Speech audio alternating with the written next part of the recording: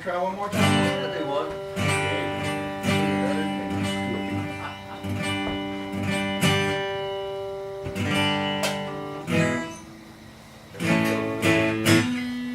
I was in a band called Less Honky More Tonkies for years.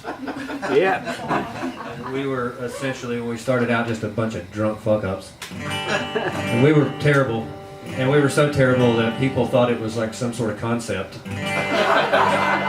Like we were doing this on purpose, tongue-in-cheek. Really, we were just drunk fuck-ups. But we were playing a show around Christmas time in 98, 99 at this little bar in Nashville called the Sutler. And it was just like any other night. We thought that what you had to do was get as drunk as you could before you go on stage and just go on, train wreck everything. We were really proficient at it. We thought since it was a Christmas show this particular night, we should work up a Christmas song. So we worked up John Prine's Christmas in Prison. Yes. I think we probably did it Jason and the Scorchers punk rock style, or just totally missed the point on the song altogether. But as luck would have it, this particular night, Prine walked in. He'd been shooting pool downstairs. He sits down at the bar. We saw him come in. I was very excited. He walked in just before we started, and we closed our set with it. And like every other song we'd done that night and every other night before, we plowed through it with reckless abandon, train wrecked the shit out of it. It completely fell apart at some point. We managed to pull it back together just long enough to train wreck it again in the ending. At this point, I was just drunk enough to walk up to him after the show was over with, tell him what a fan I was. I'd decided I was going to, so I stagger off the stage and I stumble across the room and I make my way over to the bar. He's sitting there having a smoke, beer. I walk up to him and I put my hand out. I said, "Mr. Prine, I'm a huge fan. You're the reason I write songs. I'd just like you to know that." He was really kind, courteous. He said, "Thanks very much." I should have just left it at that and walked away. I said, "So what did you think about our version of Christmas in Prison?" And the pause seemed like eternity. He just looked at me real long, took a drag off a cigarette and reared back in his chair, and he put his hand on my shoulder and said, "Don't worry, son, you'll get better." Yes. That's when you meet your idols. He didn't write this, but he made it famous.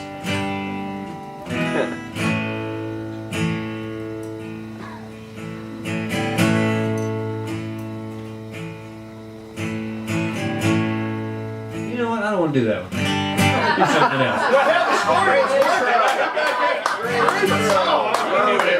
I'm gonna play a new one. That's great. I'm gonna play a new one. I like that.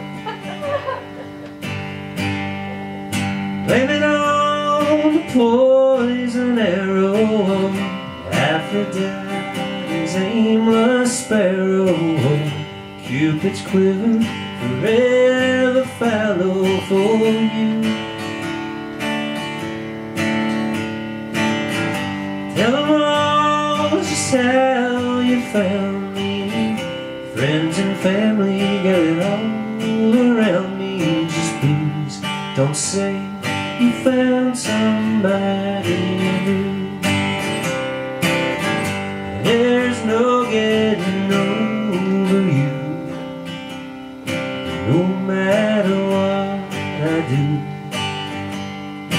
I can't hold out hope to find somebody too. I see you everywhere, even though I know you're not there. Please forgive me for just a lonely fool.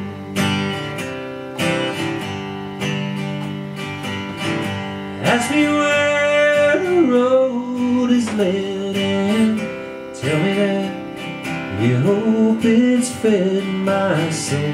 And though I'm often on your mind, tell me that life is cruel and sometimes we play the fool and happiness I truly hope you'll find. 'Cause there's no getting over you,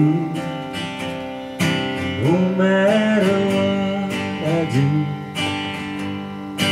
I can't hold out hope to find somebody new.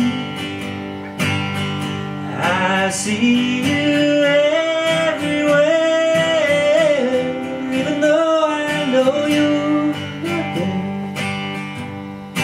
Please forgive me for just a lonely fool.